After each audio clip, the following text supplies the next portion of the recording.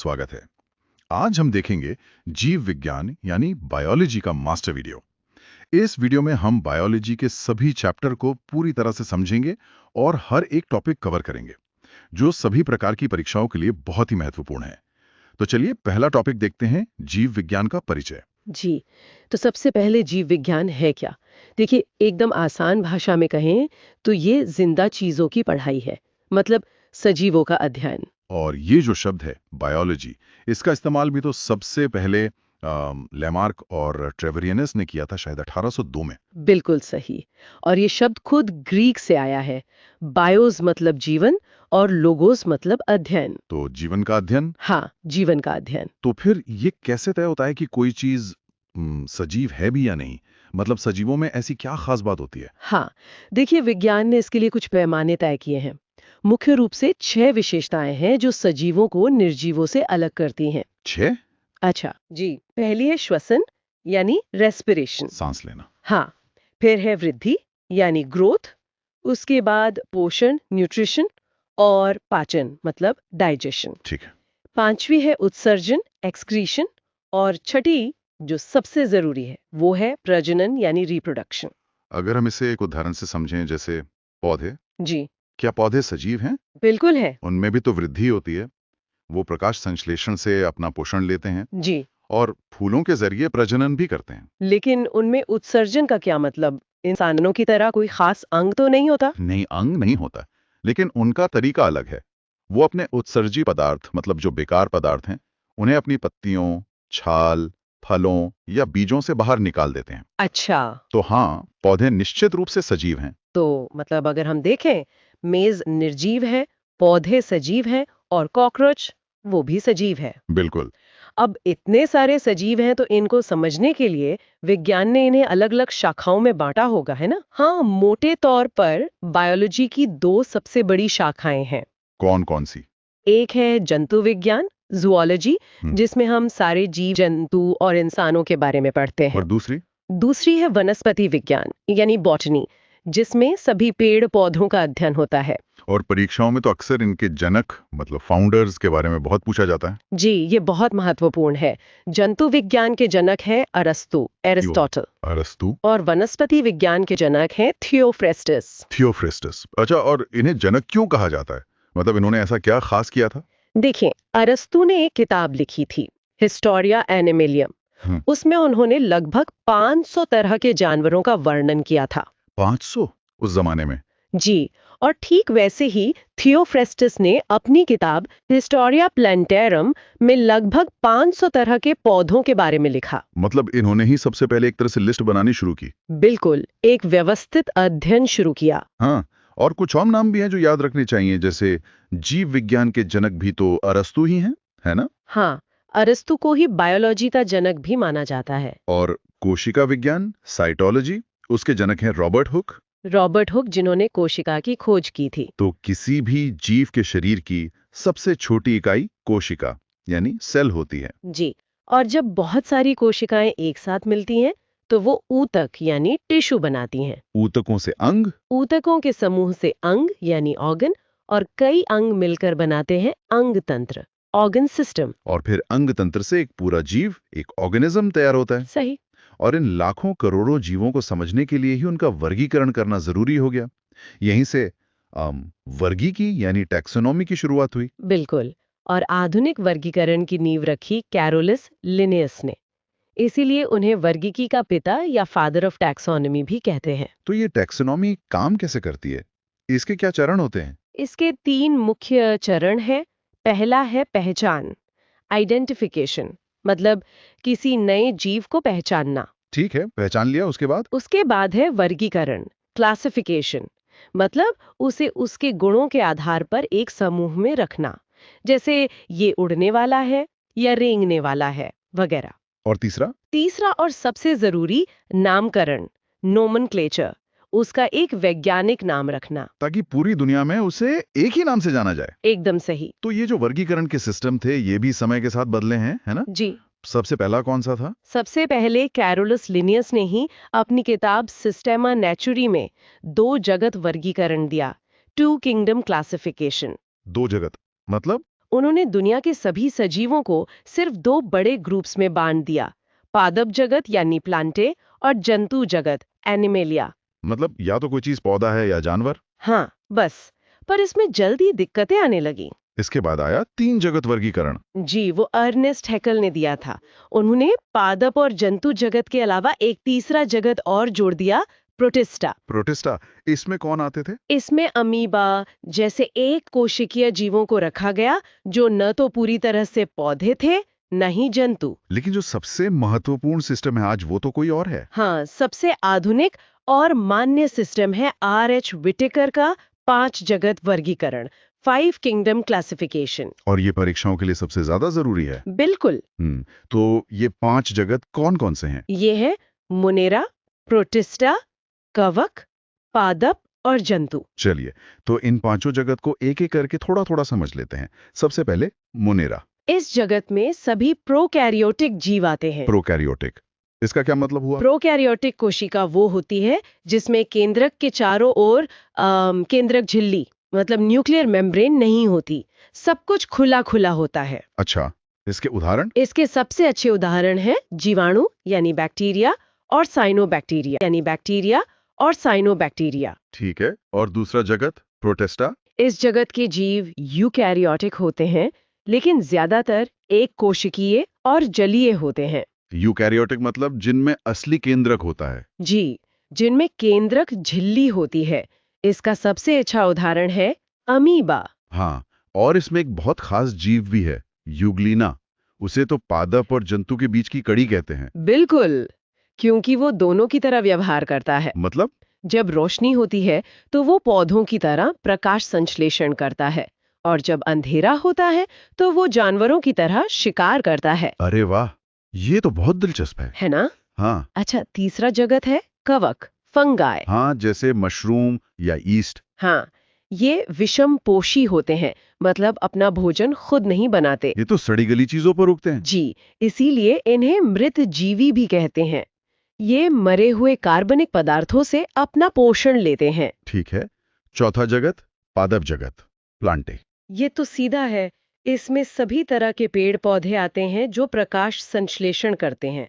ये हमारे इकोसिस्टम के उत्पादक यानी प्रोड्यूसर्स हैं। और आखिरी पांचवा जगत जंतु जगत, एनिमेलिया। जी, इसमें सभी बहुकोशिकीय यूकेरियोटिक जीव जंतु आते हैं, जैसे? जैसे हाइड्रा, जेलीफिश से लेकर सरीसृप यानी रेप्टाइल्स, पक्षी और स्तनधारी जीव। और इंसान भी इसी में शामिल है। हाँ, हम सब जंतु जगत का ही हिस्सा है। तो चलिए अब अगला अध्याय देखते हैं, जानवरों और पौधों के वैज्ञानिक नाम। मेरा मतलब सबसे पहला और बुनियादी सवाल तो यही है कि इन मुश्किल से लगने वाले नामों की जरूरत ही क्यों पड़ी? ये सवाल बहुत अच्छा है, क्योंकि यहीं से मतलब सारी कहानी शुरू होती है। आप सोचिए, हम जिसे भारत में शेर कहते हैं, स्पेन में उसे लियोन कहते हैं। जानवर एक ही है पर नाम अलग अलग। तो अगर कोई भारतीय वैज्ञानिक किसी स्पेनिश वैज्ञानिक से बात करना चाहे तो थोड़ी उलझन हो जाएगी। मतलब एक कंफ्यूजन को दूर करने के लिए एक कॉमन नाम जो पूरी दुनिया में चले। बिल्कुल। और इस सिस्टम की जो शुरुआत है वो 18वीं शताब्दी में स्वीडन के एक वैज्ञानिक थे, कार्ल लिनेस, उन्होंने की थी। Karl Linnaeus? हाँ, इसे कहते हैं द्विनाम पद्धति या बाइनोमियल नोमेनक्लेचर। और उन्होंने इसके कुछ कह सकते हैं पक्के नियम भी बनाए। अच्छा, तो ये नियम क्या है? क्योंकि मुझे लगता है परीक्षा के लिए ये बहुत जरूरी हो सकते हैं। हाँ बिल्कुल, मुख्य तौर पर 6 नियम हैं। पहला, सभी वैज्ञानिक नाम लैटिन भाषा में होंगे। पर लैटिन ही क्यों? मतलब कोई और भाषा क्यों नहीं? वो इसलिए क्योंकि लैटिन एक डेड लैंग्वेज, एक मृत भाषा मानी जाती है। अच्छा। मतलब अब ये आम बोलचाल में नहीं है, तो इसके शब्दों के अर्थ बदलते नहीं है। इससे एक स्थिरता बनी रहती है। ठीक है, ये तो समझ आया। और दूसरा नियम? दूसरा नियम है कि हर नाम में 2 शब्द होंगे। 2 शब्द? हम्म, जैसे हम इंसानों के लिए होमोसेपियंस। बिल्कुल। और यहीं पर तीसरा और चौथा नियम आता है। पहला शब्द यानी होमो उस जीव के वंश मतलब जीनस को बताता है। जीनस। और दूसरा शब्द सेपियंस उसकी जाति यानी स्पीशीज को बताता है। और मैंने देखा है कि इन्हें लिखने का भी एक खास तरीका होता है। ये हमेशा तिरछे अक्षरों में होते हैं। सही पकड़ा आपने। ये 5वां और छठा नियम है। वंश का नाम हमेशा कैपिटल लेटर से शुरू होगा, जैसे होमो में एच, ओके। और जाति का नाम हमेशा स्मॉल लेटर से। और जैसा आपने कहा, छपाई में ये इटैलिक में होते हैं, और अगर हाथ से लिखें तो दोनों को अलग अलग अंडरलाइन करते हैं। ठीक है, तो ये सिस्टम सिर्फ एक नाम नहीं बल्कि एक तरह का वैज्ञानिक पता है। चलिए अब कुछ उदाहरणों से समझते हैं। इंसानों का तो हम जान गए, होमोसेपियंस। मेंढक के बारे में बताइए, ये बहुत पूछा जाता है। मेंढक का नाम उसकी आवाज से जुड़ा है। मेंढक की आवाज को हम कहते हैं टर्राना। हाँ, टर टर। बस उसी से मिलता जुलता नाम है, राना टिग्रीना। अरे वाह, राना टिग्रीना। ये तो याद रखने में आसान है। अच्छा, बिल्ली का क्या? बिल्ली अब एक घरेलू जानवर है ना? हाँ। तो घरेलू के लिए अंग्रेजी शब्द है डोमेस्टिक। हाँ, बस यहीं से उसका नाम बना फेलिस डोमेस्टिका। Felis domestica. हाँ। और कुत्ता, वो भी तो घरेलू है। कुत्ता इंसानों के साथ बहुत जल्दी घुल मिल जाता है, मतलब फेमिलियर हो जाता है। इसी से उसका नाम बना कैनिस फेमिलियरिस। ये तो बड़ा दिलचस्प है। मतलब ये नाम रटने के लिए नहीं है, इनके पीछे एक तर्क भी है। बिल्कुल। चलिए अब भारत के राष्ट्रीय पक्षी मोर की बात करते हैं। मोर का नाम है पावो क्रिस्टेटस। अब इसे याद रखने की एक मजेदार कहानी है। बताइए। कहते हैं कि मोर अपने पाँवों को देखकर रोता है, मतलब क्राई करता है। तो पाओ और क्राई से बना पावो क्रिस्टेटस। ये कहानी तो अब हमेशा याद रहेगी। ये बस याद रखने के लिए है। सही है। अच्छा, गाय और भैंस। भारत में गाय को एक तरह से बॉस का दर्जा देते हैं ना? हाँ, कह सकते हैं। तो बस इसी से याद रखिए, बॉस इंडिकस। और भैंस यानी बफलो का नाम उससे मिलता जुलता है, बुबालस बुबालिस। Bos indicus. अच्छा, इंडिकस का मतलब इंडिया से है क्या? बिल्कुल। ये शब्द अक्सर उन प्रजातियों के लिए इस्तेमाल होता है जो भारतीय उपमहाद्वीप में पाई जाती हैं। अच्छा, अब जंगल की तरफ चलते हैं। शेर और बाघ। शेर यानी लायन का नाम है पैंथेरा लियो। लियो को अब लायन से जोड़ सकती हैं। Panthera leo. ठीक है। और बाघ। बाघ यानी टाइगर का नाम है पैंथेरा टाइग्रिस। टाइग्रिस को टाइगर से। एक मिनट, दोनों के नाम में पैंथेरा कॉमन है, इसका क्या मतलब हुआ? आपने बिल्कुल सही पॉइंट पकड़ा। यही इस सिस्टम की खूबसूरती है।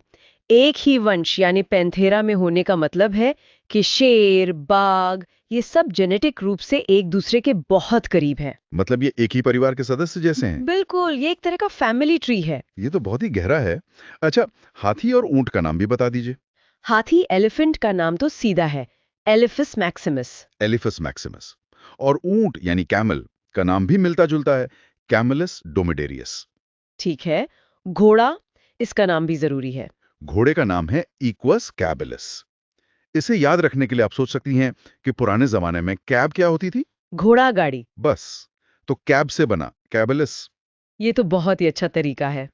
और वो घरेलू मक्खी जो बहुत परेशान करती है। मक्खी अक्सर मक्खन पर बैठती है, मक्खन यानी मस्का। हाँ, और क्योंकि वो घरेलू है तो नाम हुआ मस्का डोमेस्टिका। मस्का डोमेस्टिका। ठीक है, अब पौधों की बात करते हैं। भारत का राष्ट्रीय फूल कमल। कमल का वैज्ञानिक नाम है नीलम्बो न्यूसिफेरा। नीलम्बो न्यूसिफेरा। और आम, ये तो बहुत ही आम सवाल है। आम यानी मैंगो का नाम बहुत सरल है, मैंगीफेरा इंडिका। अच्छा, इसमें भी इंडिका आया। हाँ, क्योंकि भारतीय मूल का है। समझ गई। आलू का नाम अक्सर पूछा जाता है। आलू का नाम है सोलानम ट्यूबरोसम। इसकी भी एक मजेदार कहानी है। हाँ। कहते हैं कि आलू को हर सब्जी के साथ मिला दिया जाता है तो उसे दुख हुआ कि उसकी अपनी कोई पहचान नहीं, तो उसकी आंखें नम हो गईं और वो रो रहा है। सोलेनम ट्यूबेरोसम, मतलब वैज्ञानिकों में भी सेंस ऑफ ह्यूमर है। बिल्कुल। अच्छा, हमारे भोजन का आधार यानी धान या चावल। चावल को अंग्रेजी में राइस कहते हैं। इसका नाम है ओराइजा सेटाइवा। राइस और ओराइजा मिलते जुलते हैं। हाँ, सुनने में एक जैसे हैं।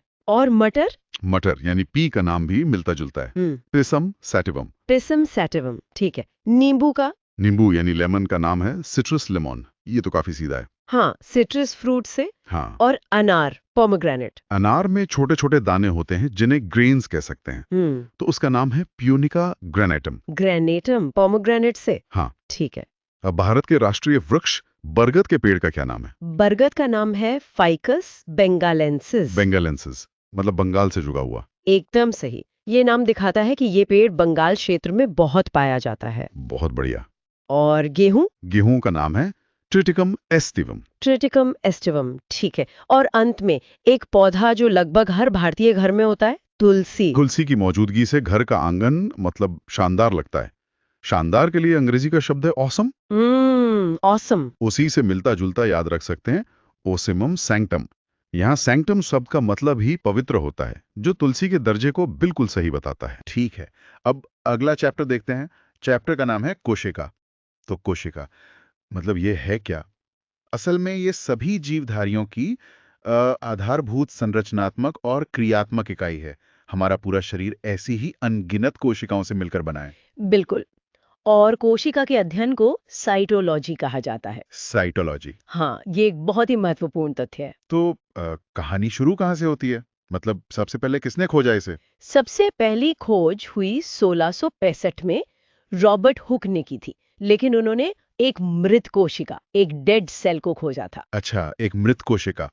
इसीलिए उन्हें फादर ऑफ साइटोलॉजी भी कहते हैं ना? एकदम सही। लेकिन यहाँ एक और दिलचस्प बात है। क्या? पहली जीवित कोशिका मतलब लिविंग सेल, उसकी खोज 1674 में ल्यूवेनहॉक ने की थी। ओह अच्छा, तो दोनों नाम याद रखने जरूरी हैं। मृत कोशिका के लिए रॉबर्ट हुक और जीवित के लिए ल्यूवेनहॉक। जी इसके बाद ही फिर कोशिका सिद्धांत आया होगा, जिसे श्लाइडन और श्वान ने दिया था। हाँ, बिल्कुल।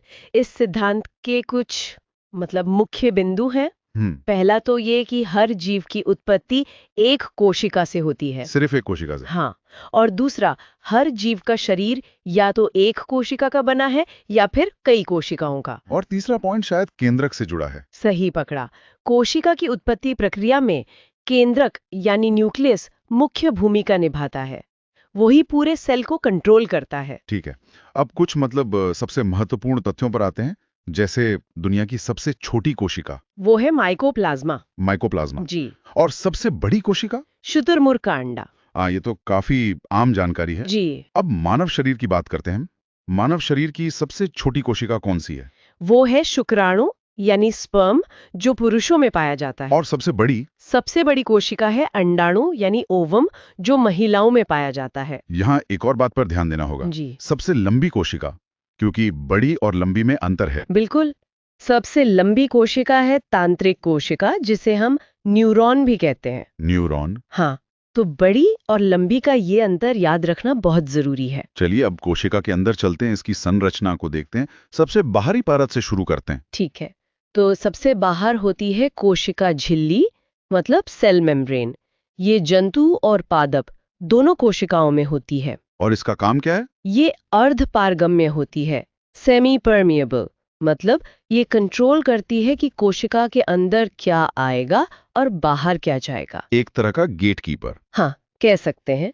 लेकिन पादप कोशिकाओं में इसके बाहर एक और परत होती है, अच्छा। जिसे कोशिका भित्ति या सेल वॉल कहते हैं।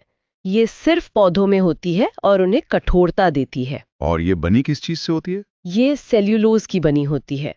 वैसे जीवाणुओं में ये पेप्टिडोग्लाइकिन और कवक में काइटिन की बनी होती है। समझ गया। अब कोशिका के केंद्र में आते हैं, मतलब केंद्रक पर। केंद्रक यानी न्यूक्लियस, इसे कोशिका का दिमाग कहते हैं। इसकी खोज किसने की थी? इसकी खोज रॉबर्ट ब्राउन ने की थी। जैसा हमने पहले भी कहा, ये पूरी कोशिका को नियंत्रित करता है। केंद्र के पास ये जो जाली जैसी संरचना है, ये क्या है? इसे कहते हैं अंतःप्रद्रवीय जालिका या एंडोप्लाज्मिक रेटिकुलम। एंडोप्लाज्मिक रेटिकुलम, ठीक है। इसके भी दो प्रकार हैं। एक होती है चिकनी, स्मूथ ईआर, जो कार्बोहाइड्रेट और वसा बनाती है। और दूसरी होती है खुरदरी, रफ ईआर, और वो खुरदरी क्यों होती है?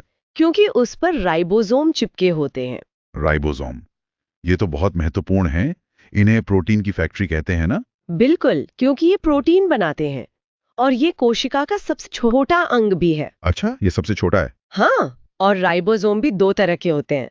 70S, जो बैक्टीरिया जैसे छोटे जीवों में मिलता है, और दूसरा? और 80S, जो हम मनुष्यों और पौधों जैसी विकसित कोशिकाओं में पाया जाता है। ऊर्जा कहाँ से आती है? ऊर्जा के लिए है माइटोकॉन्ड्रिया। कोशिका का पावर हाउस। जी, या ऊर्जा ग्रह। इसका काम है भोजन का ऑक्सीकरण करके ऊर्जा बनाना, एटीपी के रूप में। मैंने पढ़ा है कि माइटोकॉन्ड्रिया के अंदर उंगलियों जैसी संरचनाएं होती हैं। हाँ, उन्हें क्रिस्टी कहते हैं। क्रिस्टी। Cristae, okay.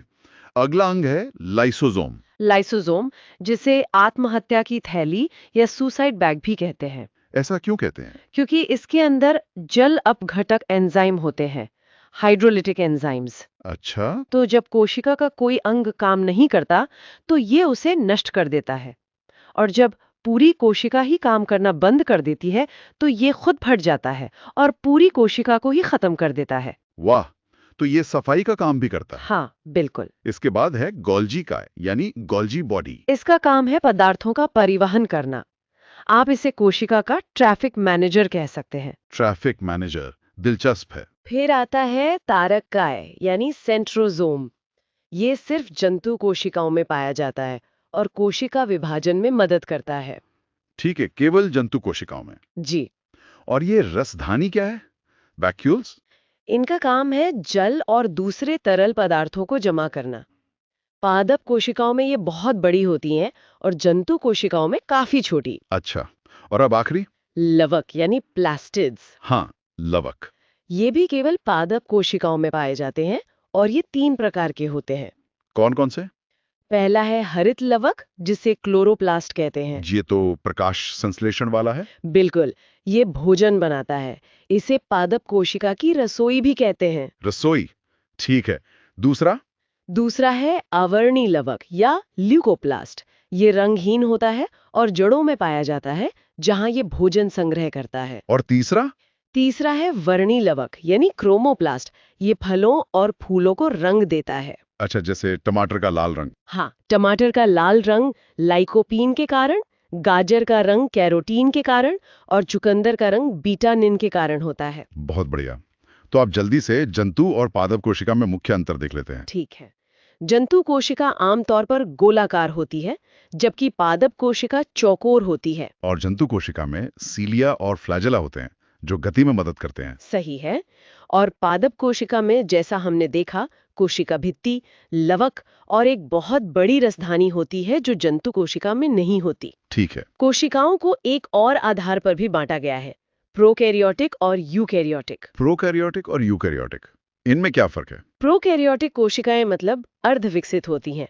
इनमें केंद्रक ठीक से विकसित नहीं होता और 70S राइबोसोम होते हैं। जैसे कि बैक्टीरिया? बिल्कुल। और यूकैरियोटिक कोशिकाएं पूरी तरह से विकसित होती हैं। मतलब इनमें विकसित केंद्रक होता है। हाँ, विकसित केंद्रक होता है और 80S राइबोसोम पाए जाते हैं, जैसे पौधे और जानवर। समझ गया। मतलब प्रोकैरियोटिक अविकसित हैं और यूकैरियोटिक पूरी तरह से विकसित। एकदम सही। कोशिका विभाजन, कभी सोचा है कि एक छोटा सा काट या कोई घाव वो कुछ दिनों में कैसे ठीक हो जाता है और त्वचा एकदम पहले जैसी हो जाती है? या ये कि हम एक छोटे से बच्चे से एक पूरे वयस्क के रूप में कैसे विकसित होते हैं? इन सब सवालों का जवाब दरअसल एक ही प्रक्रिया में छिपा है, कोशिका विभाजन। आज हम इसी अद्भुत प्रक्रिया को समझने जा रहे हैं। बिल्कुल। और इसकी नींव एक बहुत ही महत्वपूर्ण विचार पर रखी गई है। 1855 में विर्चो ने कहा था, ओमनिस सेलुला ए सेलुला। जिसका मतलब है? इसका मतलब है कि हर नई कोशिका पहले से मौजूद कोशिका से ही बनती है। बस यहीं से हमारी आज की सारी चर्चा शुरू होती है। ठीक है, तो शुरू करने से पहले हम अक्सर ये मदर सेल और डॉटर सेल जैसे शब्द सुनते हैं। इनका क्या मतलब है? अरे बहुत सरल है। देखिए, जो मूल कोशिका विभाजित होती है उसे मातृक कोशिका या मदर सेल कहते हैं। अच्छा। और विभाजन के बाद जो नई कोशिकाएं बनती हैं उन्हें पुत्री कोशिका या डॉटर सेल कहा जाता है। समझ गया। तो चलिए सबसे सरल प्रकार के विभाजन से शुरू करते हैं। असूत्री विभाजन, एमाइटोसिस। हाँ, असूत्री विभाजन सबसे कह सकते हैं कि सबसे सीधा तरीका है। ये ज्यादातर अविकसित कोशिकाओं में होता है, मतलब प्रोकैरियोटिक जीवों में। जैसे बैक्टीरिया? हाँ, जैसे बैक्टीरिया, अमीबा और नीलहरित शैवाल। इसमें कोई जटिल चरण नहीं होते हैं। बस कोशिका का केंद्रक थोड़ा लंबा होता है, खिंचता है और फिर कोशिका सीधे 2 भागों में बंट जाती है। बस। मतलब कोई तैयारी नहीं, कोई नियम नहीं, बस सीधा बंटवारा। बिल्कुल। खैर, यहाँ से बात वाकई दिलचस्प हो जाती है। अब बात करते हैं समसूत्री विभाजन की, माइटोसिस। वो प्रक्रिया जो हमारे घावों को भरती है और हमें बढ़ने में मदद करती है। हाँ, बिल्कुल। इस प्रक्रिया को सबसे पहले वॉल्थर फ्लेमिंग ने जंतु कोशिकाओं में देखा था और ये हमारी कायिक कोशिकाओं मतलब सोमैटिक सेल्स में होता है। कायिक कोशिकाएं यानी वो सारी कोशिकाएं जिनसे हमारा पूरा शरीर बना है, त्वचा, हड्डी, मांसपेशियां, सब कुछ।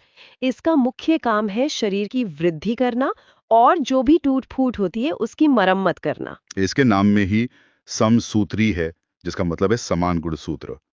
इसका क्या मतलब हुआ? इसका मतलब है कि विभाजन के बाद जो दो पुत्री कोशिकाएं बनेगी, उनमें गुणसूत्रों की संख्या ठीक उतनी ही होगी जितनी मातृ कोशिका में थी। अच्छा। जैसे मनुष्य की कायिक कोशिकाओं में 46 गुणसूत्र होते हैं, तो जब एक कोशिका विभाजित होगी तो उससे बनने वाली दोनों नई कोशिकाओं में भी 46 गुणसूत्र ही होंगे। ओह, और शायद इसीलिए जब त्वचा पर चोट लगती है तो नई त्वचा ही बनती है, कोई दूसरा अंग नहीं बच जाता। एकदम सही पकड़ा, कॉपी एकदम परफेक्ट होती है। ठीक है, तो इस प्रक्रिया को समझते हैं।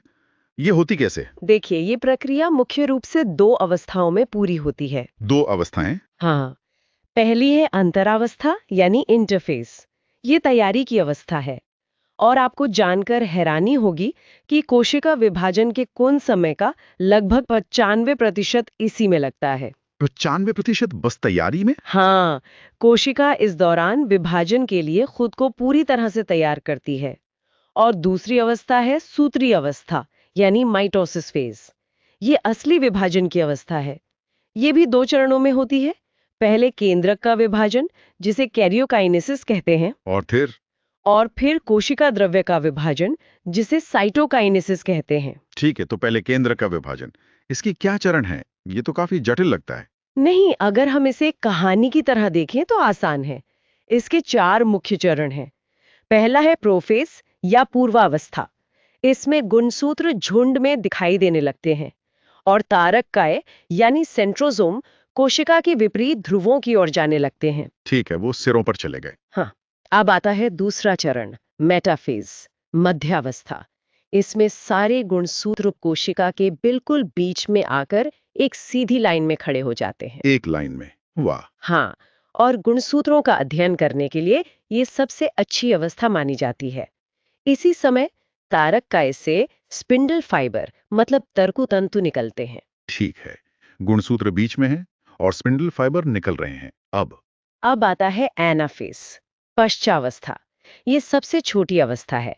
इसमें स्पिंडल फाइबर गुणसूत्रों को अपनी अपनी ओर मतलब ध्रुवों की ओर खींचते हैं। एक तरह की रस्साकशी। बिल्कुल। और फिर आता है चौथा और आखिरी चरण, टीलोफेज, अंत्यावस्था। गुणसूत्र ध्रुवों पर पहुंच जाते हैं और उनके चारों ओर एक नई केंद्रक झिल्ली बन जाती है। तो इस तरह एक ही कोशिका के अंदर दो केंद्रक बन जाते हैं। ये तो अजीब है। अब आगे क्या? हाँ, तो अब होता है साइटोकाइनेसिस, जिसमें कोशिका द्रव्य विभाजित होता है और एक कोशिका से दो अलग-अलग एकदम समान पुत्री कोशिकाएं बन जाती हैं। कमाल है। तो ये सब प्रजनन के लिए क्या मायने रखता है? मुझे लगता है यहीं पर हमारा तीसरा प्रकार, अर्धसूत्री विभाजन, आता है। बिल्कुल, मियोसिस। ये विभाजन केवल जनन कोशिकाओं मतलब जर्म सेल्स में होता है। पुरुषों में शुक्राणु और महिलाओं में अंडाणु बनाने के लिए। और इसके नाम अर्धसूत्री का मतलब है आधे गुणसूत्र। हाँ, पर आधे क्यों? ये क्यों जरूरी है? क्योंकि इसमें एकमात्र कोशिका जिसमें 46 गुणसूत्र हैं, उससे 4 पुत्री कोशिकाएं बनती हैं। और हर पुत्री कोशिका में गुणसूत्रों की संख्या आधी यानी सिर्फ 23 होती है। अच्छा। ये इसलिए जरूरी है क्योंकि निषेचन के समय जब 23 गुणसूत्रों वाला शुक्राणु 23 गुणसूत्रों वाले अंडाणु से मिलता है, तब जाकर एक 46 गुणसूत्रों वाली नई कोशिका बनती है। समझ गया। अगर ऐसा ना हो तो हर पीढ़ी में गुणसूत्र दोगुने होते जाएंगे, बिल्कुल। जो कि असंभव है। इस प्रक्रिया में मैंने क्रॉसिंग ओवर का भी जिक्र सुना है। ये क्या है? क्रॉसिंग ओवर अर्धसूत्री विभाजन की सबसे महत्वपूर्ण घटनाओं में से एक है। ये प्रोफेज 1 चरण में होता है। प्रोफेज 1। हाँ, इसकी भी अपनी उपअवस्थाएं हैं, लेकिन जो मुख्य बात है वो ये कि इस प्रक्रिया में माता और पिता से मिले गुणसूत्रों के जोड़े आपस में अपने आनुवंशिक पदार्थ मतलब जेनेटिक मटेरियल का आदान प्रदान करते हैं। अच्छा, अदला बदली करते हैं। हाँ, और इसी वजह से संतानों में आनुवंशिक विविधता, जेनेटिक वेरिएशन आती है और इसीलिए बच्चे अपने माता-पिता की हूबहू कॉपी नहीं होते। वाह, तो यही वो वजह है। जी, प्रोफेज 1 की एक उपअवस्था है पैकेटीन, क्रॉसिंग ओवर उसी में होता है। और एक और है जाइगोटीन, जिसमें गुणसूत्र जोड़े बनाते हैं, उसे सिनेप्सिस कहते हैं। ठीक है। तो अगर हम दोनों प्रक्रियाओं को साथ में देखें तो इनके बीच मुख्य अंतर क्या है? समसूत्री और अर्धसूत्री। इसे संक्षेप में समझते हैं। पहला है स्थान। समसूत्री विभाजन शरीर की कोशिकाओं में होता है, जबकि अर्धसूत्री विभाजन सिर्फ जनन कोशिकाओं में। ठीक है। एक शरीर में, दूसरा जनन में। दूसरा परिणाम। समसूत्री में एक कोशिका से दो समान कोशिकाएं बनती हैं। अर्धसूत्री में एक से चार, और वो भी अलग अलग कोशिकाएं बनती हैं। 2 बनाम 4 और समान बनाम अलग। समझ गया। तीसरा, गुणसूत्र संख्या। समसूत्री में संख्या समान रहती है, 46 से 46। अर्धसूत्री में यह आधी हो जाती है, 46 से 23। ये तो सबसे बड़ा अंतर है। हाँ। चौथा है उद्देश्य। समसूत्री का उद्देश्य है वृद्धि और मरम्मत, जबकि अर्धसूत्री का उद्देश्य है लैंगिक प्रजनन। मेंटेनेंस बनाम क्रिएशन। बिल्कुल। और पांचवा और सबसे जरूरी अंतर है विविधता का। समसूत्री में कोई आनुवंशिक विविधता नहीं आती, जबकि अर्धसूत्री क्रॉसिंग ओवर के कारण विविधता पैदा करता है। तो चलिए अब अगला चैप्टर देखते हैं, जंतु ऊतक।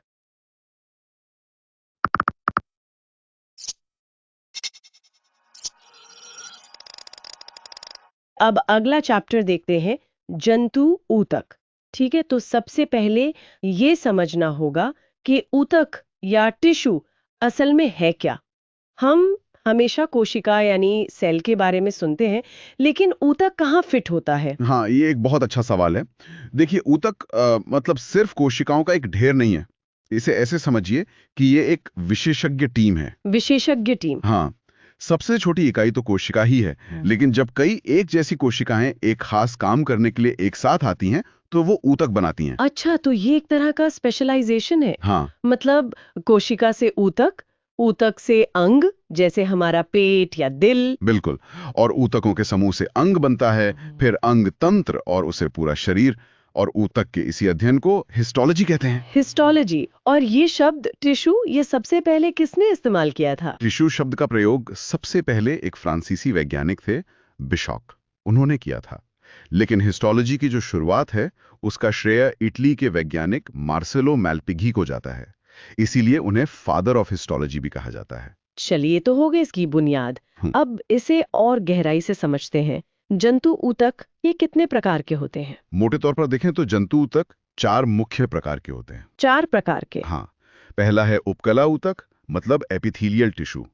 ये शरीर की बाहरी और भीतरी परत बनाता है। ठीक है। दूसरा है पेशी ऊतक, यानी मस्कुलर टिश्यू, जिससे मांसपेशियां बनती हैं और गति होती है।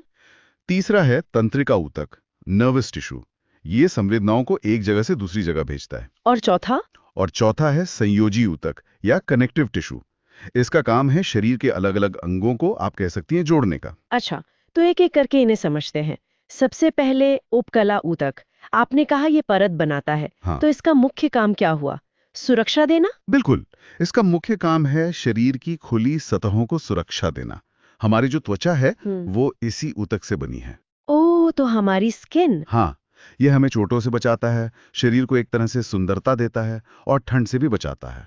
और जब इस ऊतक में कमी होने लगती है तो झुर्रियां पड़ने लगती हैं। दिलचस्प है। तो क्या ये हर जगह एक जैसा होता है? मतलब त्वचा पर और शरीर के अंदर भी? नहीं, यहीं पर इसका वर्गीकरण आता है। कोशिकाओं के आकार के आधार पर इसके भी 4 मुख्य प्रकार हैं। अच्छा। पहला है सरल शल्की उपकला। इसकी कोशिकाएं चपटी होती हैं।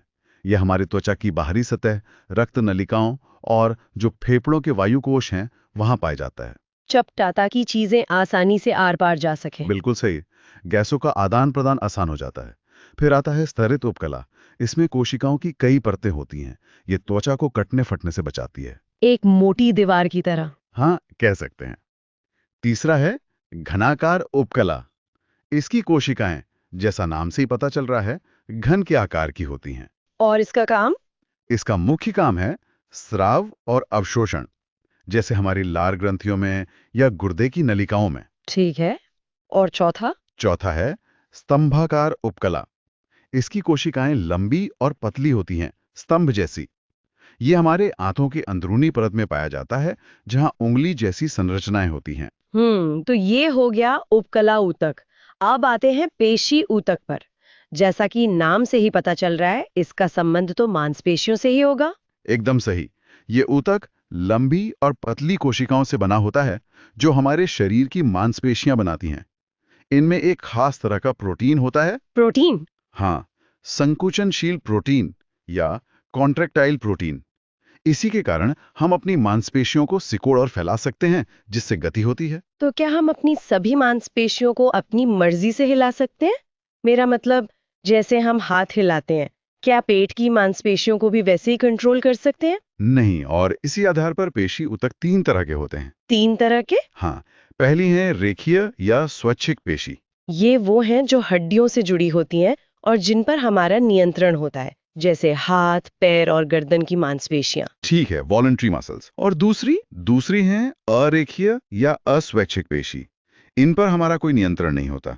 ये शरीर के भीतरी अंगों में होती हैं, जैसे आहार नली और आमाशय। वहां भोजन अपने आप पचता है, हमें सोचना नहीं पड़ता। और एक दिल भी तो है, वो भी तो एक पेशी है, पर वो हमारी मर्जी से नहीं धड़कता।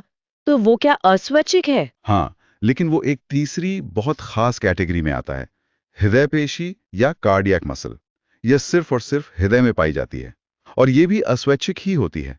मतलब हमारा दिल हमारी मर्जी से नहीं धड़कता। ये तो बहुत जरूरी है। अच्छा, तो अगला है तंत्रिका ऊतक। ये तो शरीर के कम्युनिकेशन सिस्टम जैसा लगता है। बिल्कुल सही कहा आपने। ये हमारे शरीर का कह सकते हैं वायरिंग सिस्टम है। ये ऊतक मस्तिष्क, रीढ़ की हड्डी और तंत्रिकाओं में पाया जाता है। और इसका काम? इसका काम है संवेदनाओं को, जैसे दर्द या स्पर्श, को शरीर के एक हिस्से से दूसरे हिस्से तक बहुत तेजी से पहुंचाना। और इसकी जो कोशिका होती है, उसे न्यूरॉन कहते हैं। वही इसकी मुख्य इकाई है। न्यूरॉन, समझ गई। और अब आते हैं आखिरी वाले पर, संयोजी ऊतक, कनेक्टिव टिश्यू। इसका काम क्या है? इसका काम, जैसा नाम से पता चल रहा है, शरीर के विभिन्न अंगों को एक दूसरे से जोड़ना है। ये एक तरह का, आप कह सकती हैं, गोंद है जो शरीर को एक साथ रखता है। गोंद? इसके कुछ उदाहरण देंगे। क्या हड्डियां भी इसी में आती हैं? हाँ, हड्डियां इसका सबसे अच्छा और सबसे ठोस उदाहरण है। अच्छा। इसके अलावा और भी कई उदाहरण हैं, जैसे अस्थि यानी बोन। ये शरीर को सहारा और सुरक्षा देती है। इसकी कोशिका को ऑस्टियोसाइट कहते हैं। ऑस्टियोसाइट, ठीक है। फिर है उपास्थि यानी कार्टिलेज। ये एक नरम हड्डी जैसी होती है जो जोड़ों को चिकना बनाती है।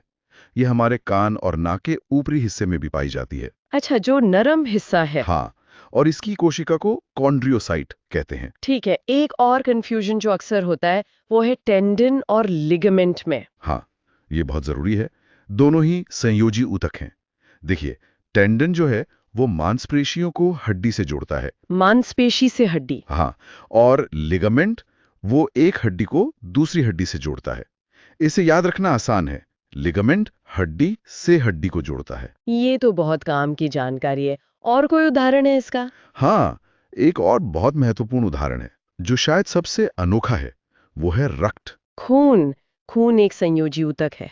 हाँ, रक्त एकमात्र तरल संयोजी ऊतक है।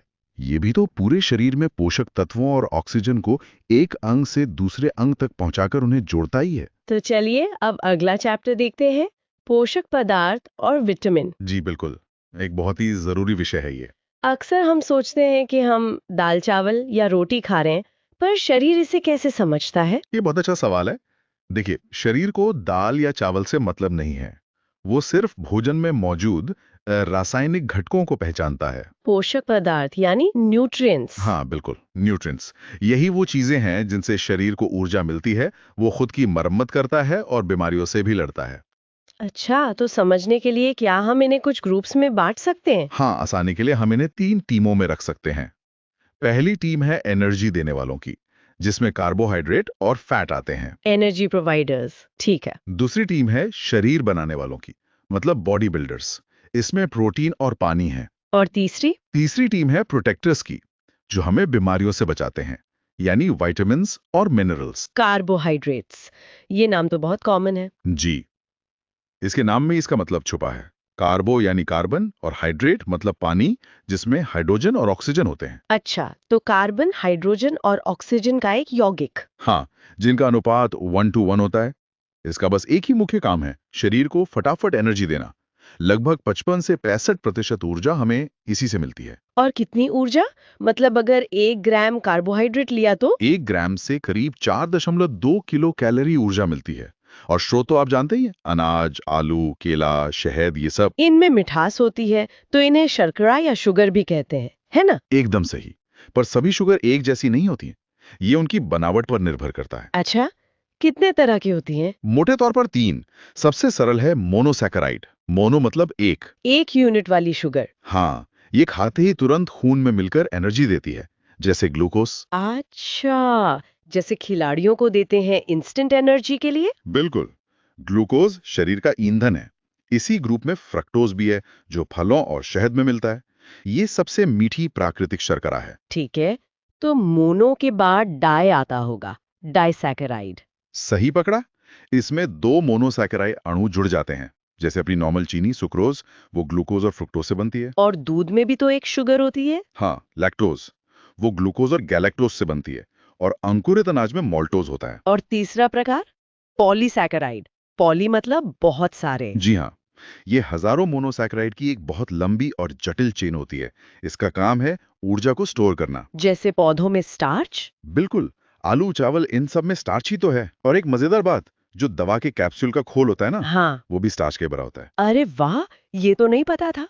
और हम इंसानों में एनर्जी कैसे स्टोर होती है? हम में ऊर्जा ग्लाइकोजन के रूप में लिवर में जमा होती है। ये भी एक पॉलीसैकेराइड है। तो ये हो गए कार्बोहाइड्रेट्स, लेकिन लंबे समय के लिए एनर्जी स्टोर करने का काम तो फैट करता है ना? एकदम। यहीं पर हमारी दूसरी एनर्जी प्रोवाइडर टीम आती है, वसा, यानी फैट्स। अगर कार्ब्स आपकी जेब का कैश है, तो फैट आपके बैंक का फिक्स डिपॉजिट है। क्या बात है! मतलब प्रति ग्राम ज्यादा एनर्जी? बहुत ज्यादा। 1 ग्राम वसा से 9.3 किलो कैलोरी ऊर्जा मिलती है, सबसे ज्यादा। और इसके स्रोत? मक्खन, घी, दूध, तेल, मांस, ये सब। ये ऊर्जा देने के अलावा हमारे अंगों को चोट से भी बचाता है और शरीर का तापमान भी कंट्रोल करता है।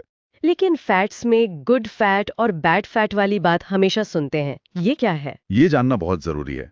पहला है संतृप्त वसा या सैचुरेटेड फैट, जैसे मक्खन, घी। ये कोलेस्ट्रॉल बढ़ाता है, तो इसे कम खाना चाहिए। और गुड फैट? वो है असंतृप्त वसा या अनसैचुरेटेड फैट। मूंगफली, जैतून का तेल, इनमें मिलता है। ये हानिकारक कोलेस्ट्रॉल को हटाने में मदद करता है। और एक ट्रांस फैट भी होता है कहते हैं, वो सबसे खराब है? ट्रांस फैट सबसे खतरनाक है। ये होता तो अनसैचुरेटेड फैट ही है, पर इसे फैक्ट्रियों में प्रोसेस करके बदला जाता है, क्यों? ताकि खाने की शेल्फ लाइफ बढ़ जाए। लेकिन इस प्रोसेस में ये इतना बदल जाता है कि शरीर इसे पहचान नहीं पाता, और ये सीधे बुरे कोलेस्ट्रॉल को बढ़ा देता है। जितने भी फास्ट फूड, पिज्जा हैं, सब में यही होता है। समझ गई। तो अब आते हैं बॉडी बिल्डर्स पर, मतलब प्रोटीन। जी, प्रोटीन। इसकी बनावट में कार्बन, हाइड्रोजन, ऑक्सीजन के साथ साथ नाइट्रोजन भी होता है। ये 20 तरह के अमीनो एसिड से बनता है। अमीनो एसिड मतलब? Building blocks. बिल्कुल। जैसे ईंटों से घर बनता है, वैसे ही अमीनो एसिड से प्रोटीन बनता है, और प्रोटीन से हमारा शरीर। तो इसका मुख्य काम शरीर बनाना और उसकी मरम्मत करना है। एकदम सही। अंगों, मांसपेशियों, ऊतकों का विकास और उनकी टूट फूट ठीक करना। हम्म। वैसे जरूरत पड़ने पर ये ऊर्जा भी दे सकता है, कार्ब्स के बराबर। और इसके सबसे अच्छे स्रोत कौन से हैं? पौधों में तो सोयाबीन सबसे बेस्ट है। हम्म। करीब 42% प्रोटीन होता है। फिर दालें, दूध, पनीर, अंडा, मांस, ये सब है। शरीर के अंदर भी तो खास तरह के प्रोटीन होते होंगे। बहुत सारे। जैसे खून में हीमोग्लोबिन, जो ऑक्सीजन पहुंचाता है। हाँ। हड्डियों में कोलेजन होता है। कोलेजन, ये तो मैंने सुना है। हाँ, और कोलेजन मानव शरीर में सबसे ज्यादा मात्रा में पाया जाने वाला प्रोटीन है। हमारी मांसपेशियों में एक्टिन और मायोसिन होते हैं। बाल और नाखून भी केराटिन प्रोटीन से बने हैं। वाह! और अगर बच्चों में इसकी कमी हो जाए तो? बहुत गंभीर बीमारियां हो सकती हैं। एक है क्वाशियोरकर, जिसमें हाथ पैर सूख जाते हैं और पेट फूल जाता है। और? दूसरी है मेरास्मस या सूखा रोग। इसमें शरीर पूरी तरह सूख जाता है। ये तो काफी गंभीर है। अब आते हैं हमारी तीसरी टीम पर, प्रोटेक्टर्स, यानी मिनरल्स और विटामिन्स। जी। पहले खनिज यानी मिनरल्स की बात करते हैं। इनकी बहुत कम मात्रा में जरूरत होती है, पर इनके बिना काम नहीं चलता। जैसे कैल्शियम। हाँ, कैल्शियम हड्डियों और दांतों के लिए जरूरी है, कमी से ऑस्टियोपोरोसिस हो जाता है। और आयरन की कमी से तो एनीमिया होता है। सही कहा। आयरन हीमोग्लोबिन का मुख्य हिस्सा है। इसके लिए पालक, हरी सब्जियां खानी चाहिए। इसी तरह आयोडीन थायराइड ग्रंथि के लिए जरूरी है, जिसकी कमी से घेंघा रोग होता है। ठीक है। अब आते हैं सबसे दिलचस्प हिस्से पर, विटामिन। हम्म। ये ऊर्जा तो देते नहीं, फिर इतने जरूरी क्यों हैं? आपने सही कहा, ये ऊर्जा नहीं देते। आप इन्हें शरीर की फैक्ट्री का मैनेजर समझ सकती हैं। ये खुद काम नहीं करते, पर इनके बिना कोई काम ठीक से होता भी नहीं। मतलब ये मेटाबॉलिज्म को कंट्रोल करते हैं। बिल्कुल, ये मेटाबॉलिज्म को नियंत्रित करते हैं और हमें रोगों से बचाते हैं। 1912 में कश्मीर फंक ने ये विटामिन शब्द दिया था। विटामिन बी और सी पानी में घुलनशील हैं, मतलब ये शरीर में जमा नहीं होते और एक्स्ट्रा होने पर बाहर निकल जाते हैं। तो इन्हें हमें रोज लेना पड़ता होगा? हाँ, रोज इनकी जरूरत होती है। जबकि विटामिन ए, डी, ई और के वसा में घुलनशील हैं। ये हमारे फैटी टिश्यू में जमा हो जाते हैं। चलिए कुछ जरूरी विटामिन को जल्दी से देख लेते हैं। Vitamin A. विटामिन ए यानी रेटिनॉल, ये आंखों के लिए बेहद जरूरी है।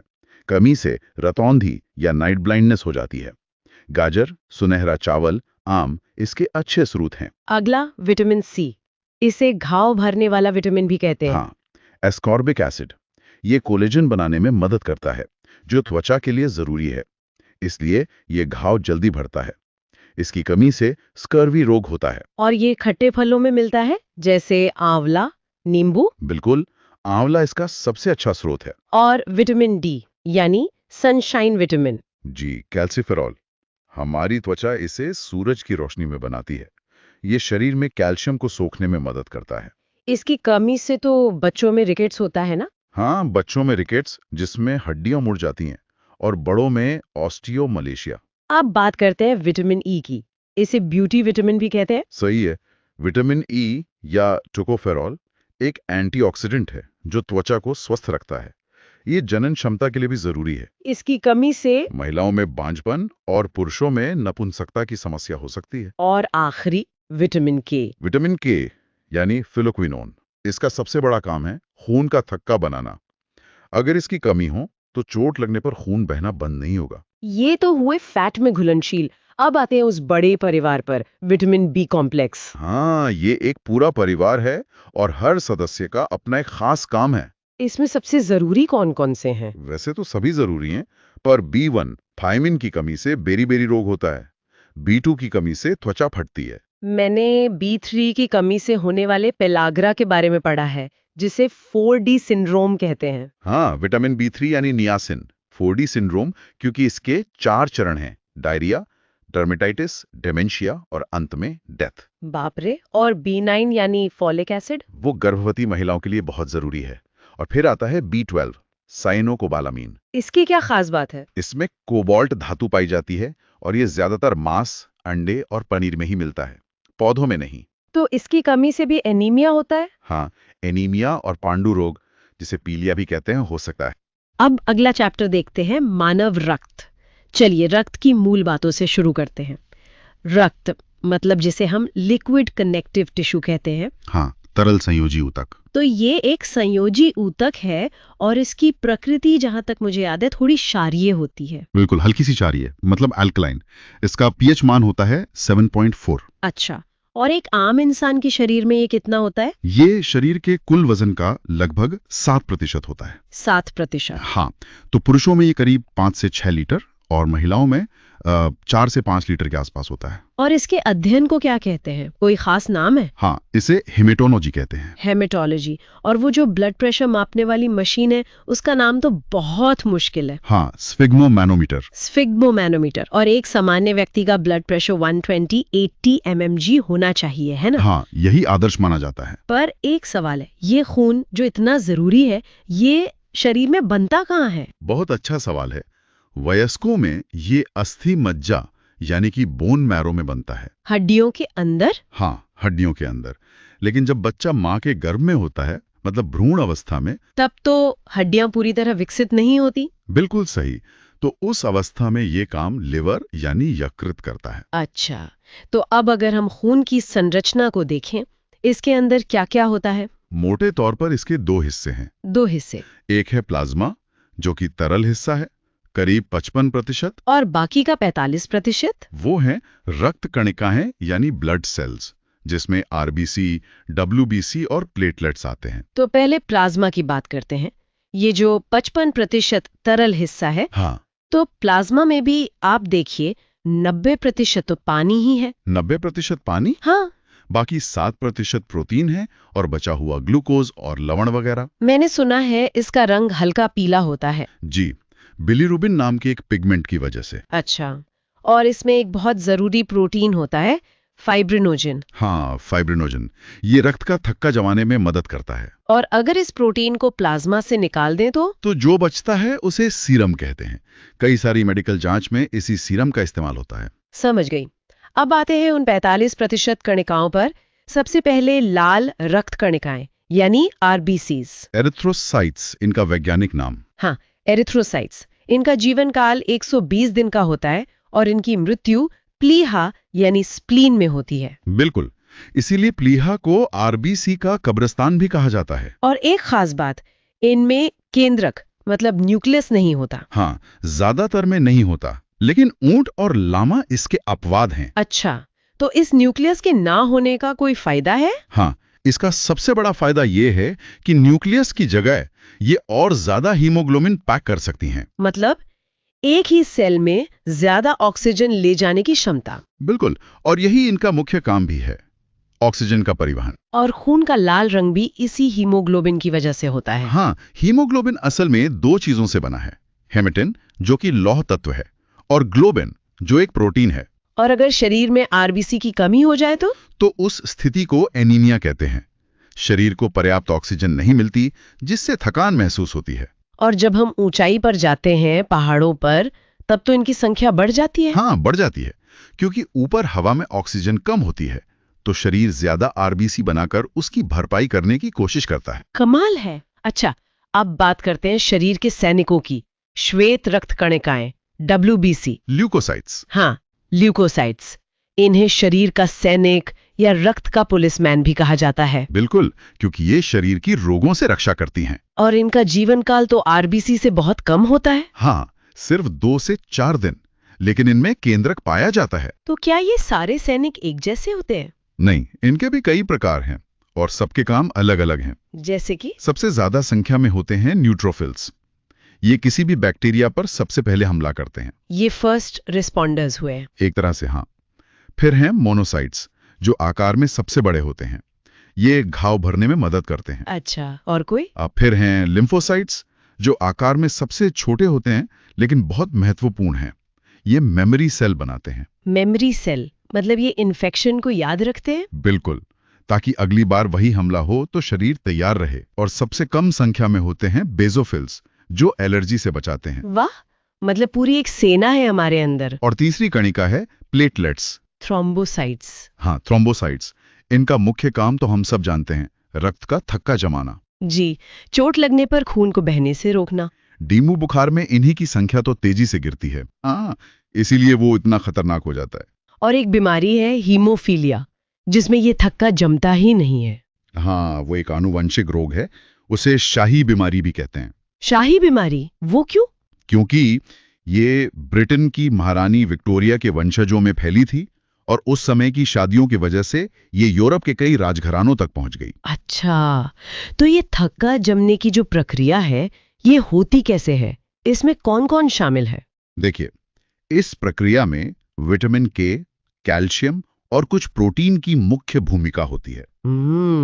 जब चोट लगती है तो थ्रोम्बोप्लास्टिन, कैल्शियम और प्रोथ्रोम्बिन मिलकर एक चीज बनाते हैं, जिसे थ्रोम्बिन कहते हैं। थ्रोम्बिन। हाँ, फिर ये थ्रोम्बिन प्लाज्मा में मौजूद फाइब्रिनोजिन को, अच्छा, वही फाइब्रिनोजन जिसकी हमने पहले बात की थी। बिल्कुल, उसे फाइब्रिन में बदल देता है। और ये फाइब्रिन क्या करता है? फाइब्रिन एक जाली जैसी संरचना बनाता है। उस जाली में आरबीसी आकर फंस जाती हैं और खून का बहना रुक जाता है। और शरीर के अंदर खून क्यों नहीं जमता? उसके लिए एक पदार्थ होता है, हेपरिन। ये शरीर के अंदर खून को जमने से रोकता है। बहुत दिलचस्प। चलिए, अब अगला चैप्टर देखते हैं, रक्त समूह।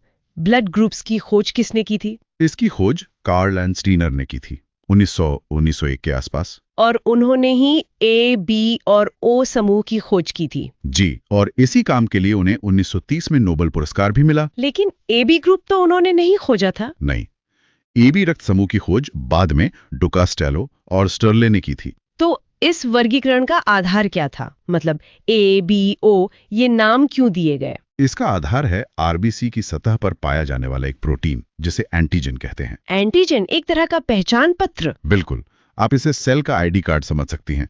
दो मुख्य एंटीजन हैं, ए और बी। तो जिस व्यक्ति की आरबीसी पर एंटीजन ए होता है उसका ब्लड ग्रुप ए होता है, जिस पर एंटीजन बी होता है उसका ग्रुप बी, और जिस पर दोनों होते हैं उसका ए बी, और जिसपे कोई भी एंटीजन नहीं होता उसका ब्लड ग्रुप ओ आ जाता है। अच्छा, तो ये तो हुई एंटीजन की बात, लेकिन एक एंटीबॉडी भी तो होती है। हाँ बिल्कुल, एंटीबॉडी प्लाज्मा में पाई जाती है और ये हमेशा एंटीजन के विपरीत होती है। विपरीत मतलब एक ही प्रकार के एंटीजन और एंटीबॉडी एक साथ नहीं रह सकते। अगर ऐसा हुआ तो खून आपस में चिपक जाएगा। ओहो। तो जिसका ग्रुप ए है उसमें एंटीबॉडी बी होगी, जिसका ग्रुप बी है उसमें एंटीबॉडी ए होगी। और ए बी ग्रुप वाले में? ए बी में क्योंकि दोनों एंटीजन हैं तो उसमें कोई एंटीबॉडी नहीं होती, वरना वो खुद पर हमला कर देगा। सही बात है। और ओ ग्रुप में क्योंकि कोई एंटीजन नहीं है तो उसमें ए और बी दोनों एंटीबॉडी होती हैं। इसी वजह से ओ ब्लड ग्रुप को सर्वदाता या यूनिवर्सल डोनर कहते हैं। बिल्कुल, क्योंकि उसकी आरबीसी पर कोई एंटीजन नहीं है तो किसी के भी शरीर में जाने पर वो बाहरी हमलावर नहीं लगता। और ए बी ब्लड ग्रुप सर्वग्राही यानी यूनिवर्सल रिसिपिएंट हुआ। हाँ, क्योंकि उसमें कोई एंटीबॉडी नहीं होती तो वो किसी भी ग्रुप का खून स्वीकार कर सकता है। लेकिन कहानी यहाँ खत्म नहीं होती। एक पॉजिटिव और नेगेटिव का भी मामला है। ये RH फैक्टर क्या है? 1940 में लैंडस्टीनर और विनर ने एक और एंटीजन खोजा था। अच्छा। हाँ, इसकी खोज रीजस बंदर में हुई थी, इसीलिए इसका नाम RH फैक्टर रखा गया। तो जिन लोगों के खून में ये फैक्टर होता है वे RH+ यानी RH+ कहलाते हैं और जिनमें नहीं होता वे RH नेगेटिव, RH- कहलाते हैं। तो इसका मतलब असली यूनिवर्सल डोनर तो O नेगेटिव हुआ। एकदम सही, क्योंकि उसमें न तो AB एंटीजन है ना ही RH एंटीजन, वो पूरी तरह से खाली है। और असली यूनिवर्सल रेसिपिएंट AB पॉजिटिव हुआ। बिल्कुल। इस RH फैक्टर की वजह से गर्भावस्था में भी एक समस्या हो सकती है ना? Erythroblastosis fetalis. हाँ, यह एक गंभीर स्थिति है। यह तब हो सकती है जब पिता का रक्त RH+ हो और माता का RH-। तो इसमें होता क्या है? अगर उनका पहला बच्चा RH+ होता है तो डिलीवरी के समय मां का शरीर उस RH फैक्टर के खिलाफ एंटीबॉडी बना लेता है। पहली प्रेगनेंसी में कोई दिक्कत नहीं होती? नहीं, लेकिन अगर दूसरा बच्चा भी RH+ होता है तो मां के शरीर में जो एंटीबॉडी बनी हुई है वो बच्चे की आरबीसी पर हमला कर सकती हैं। ये तो बहुत खतरनाक है। हाँ, ये जानलेवा हो सकता है, पर अब इसका इलाज है। डिलीवरी के बाद मां को एक इंजेक्शन दिया जाता है जो इन एंटीबॉडीज को बनने से रोकता है। अच्छा, अब आखिरी सवाल पर आते हैं। क्या माता पिता के ब्लड ग्रुप से बच्चे का ब्लड ग्रुप पता चल सकता है? हाँ, अनुमान लगाया जा सकता है। इसके कुछ नियम हैं। जैसे अगर एक का O और दूसरे का A है तो बच्चे का ग्रुप या तो O होगा या A। इसी तरह O और B के संयोजन से बच्चे का ग्रुप O या B होगा। और अगर दोनों ही O हैं तो बच्चे का ग्रुप सिर्फ और सिर्फ O ही हो सकता है। सबसे दिलचस्प केस तो A और B का है। हाँ, अगर माँ का पिता A और B ग्रुप के हैं तो बच्चे का ब्लड ग्रुप कुछ भी हो सकता है, A, B, AB या O। चारों में से कोई भी। जी। और क्या कोई ऐसा संयोजन है जो मुमकिन ही नहीं है? हाँ, एक नियम हमेशा याद रखना चाहिए, O और AB की आपस में नहीं बनती। मतलब? अगर माता पिता में से किसी एक का भी ब्लड ग्रुप AB है तो बच्चे का ब्लड ग्रुप कभी भी O नहीं हो सकता। अच्छा। और इसी का उल्टा, अगर एक अभिभावक O है और दूसरा AB तो बच्चे का ग्रुप A या B होगा, O या AB नहीं हो सकता। चलिए अब अगला अध्याय देखते हैं, रक्त परिसंचरण तंत्र। संचरण तंत्र। तो ये परिसंचरण तंत्र यानी सर्कुलेटरी सिस्टम आखिर है क्या? अगर इसे बहुत आसान शब्दों में समझें तो ये हमारे शरीर का एक इंटरनल कुरियर सर्विस जैसा है। इसका काम है जरूरी सामान जैसे पोषक तत्व, हार्मोन्स, इन सब चीजों को शरीर की हर कोशिका तक पहुंचाना और वहां से वेस्ट प्रोडक्ट्स को वापस लाना। इसके 3 मुख्य हिस्से हैं। एक तो खुद रक्त यानी ब्लड, दूसरा वहीं रक्त वाहिनियां मतलब नसें, और तीसरा